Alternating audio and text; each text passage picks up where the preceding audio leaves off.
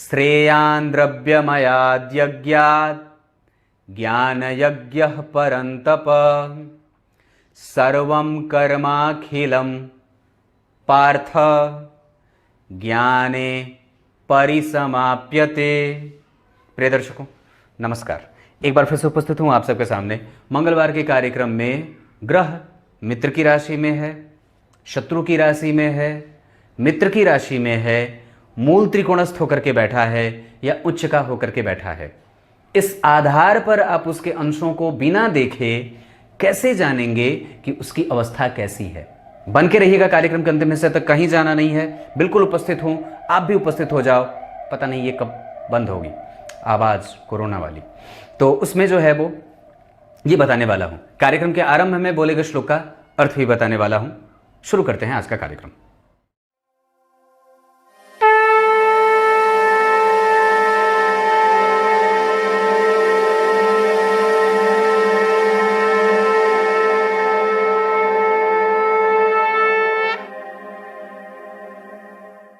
आइए अब आपको सीधे विषय पे लेके आता हूं।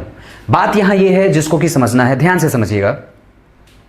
अभी तक आप लोग सिर्फ ग्रह की डिग्री के आधार पर ही उसके बाल, वृद्ध, मृतप्राय या युवा या कुमार अवस्था को जानते थे।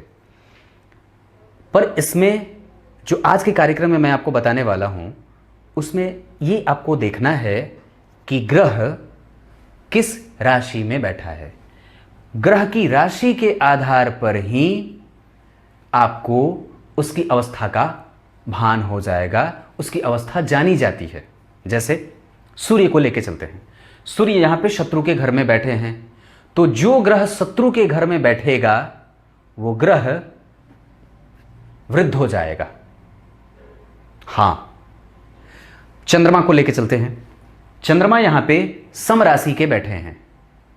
जो ग्रह सम राशि का बैठेगा वो अति बाल अवस्था में होगा। बाल अवस्था में नहीं, अति बाल अवस्था में। मंगल मित्र की राशि में बैठे हैं, क्योंकि वो मंगल और शुक्र दोनों समता के संबंध में होते हैं। लेकिन चूंकि मंगल शुक्र की राशि में बैठे हैं और तात्कालिक मित्रता में मंगल शुक्र के साथ मित्रता में जा रहे हैं, इस वजह से मंगल मित्र की राशि में चले जाएंगे। तो अगर कोई भी ग्रह मित्र की राशि में बैठा हो तो वो बाल अवस्था में चला जाता है। अति बाल से उठ करके बाल अवस्था का वो परिणाम देता है। अगर कोई ग्रह, अब हम मंगल के बाद बुध की चर्चा करते हैं। बुध यहां पे उच्च का भी है और वो उसकी मूल त्रिकोण राशि भी है। अगर ग्रह उच्च का है, अगर ग्रह उच्च का है तो इसका मतलब है कि वो राजा है, वो ग्रह राजा है। इसका मतलब है कि अब वो सर्वोत्तम फलों को देने वाला हो जाएगा। क्लियर है? और वही ग्रह जैसे बुध 15 डिग्री से 20 डिग्री के बीच में अगर कन्या राशि में बैठे होते हैं तो वो मूल त्रिकोणस्थ कहे जाते हैं, कि ग्रह मूल त्रिकोण डिग्री में बैठा हुआ है। कहने का मतलब है कि अगर कोई भी ग्रह मूल त्रिकोण राशि में बैठा हो और वो मूल त्रिकोणस्थ होकर के अंश के आधार पर बैठा है तो वो ग्रह युवा अवस्था का होता है, राजा नहीं। उच्च का ग्रह युवा अवस्था का नहीं होता, मूल त्रिकोणस्थ ग्रह युवा अवस्था का होता है। जो ग्रह उच्च का है, जैसे कि बुध यहां उच्च के हैं, तो वो राजा, राजसिक अवस्था में है। वो राजा के सदृश अब परिणाम देने वाला होगा, वो उसका भंडार भरा हुआ है। अगर ग्रह मूल त्रिकोण राशि में बैठा है, मूल त्रिकोण अंश में बैठा है, तो ऐसी स्थिति में वो युवावस्था का परिणाम देगा, राजा से कम। समझ में आ रही है चीजें? आपको सिर्फ ये देखना है कि आपकी कुंडली में कौन सा ग्रह कहां बैठा है। अब दूसरी बात, अगर ग्रह शत्रु के घर में बैठा होगा तो वो वृद्ध हो जाएगा, वृद्ध अवस्था को प्राप्त कर जाएगा और वो अपने प्रभावों को कमजोर या निगेटिव देता है। और वहीं पे अगर कोई भी ग्रह नीच का बैठा, जैसे यहां पे शुक्र नीच राशि में बैठे हैं, कन्या राशि उनकी नीच की राशि होती है। कोई भी ग्रह जो आपकी कुंडली में नीच राशि का बैठा है, इसका मतलब है कि वो मृतप्राय है, नलीफाई है, बिल्कुल डल है, कमजोर, सुस्त और कमजोर है। समझ में आ गई बात? सम राशि का तो अति बाल, मित्र की राशि में तो बाल अवस्था, स्वराशि में तो कुमार अवस्था, मूल त्रिकोणस्थ तो युवावस्था, उच्च का हो गया तो राजा हो गया। ये एक अलग बात है, यहां पे राजसिक गुणों से उसको भरा हुआ कहा जाता है।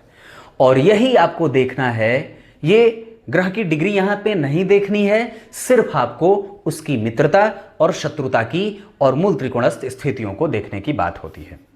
बस इतना सा कार्यक्रम था। यह सबसे पहली बार आपको किसी ने बताया होगा, अगर मैं जानूं तो।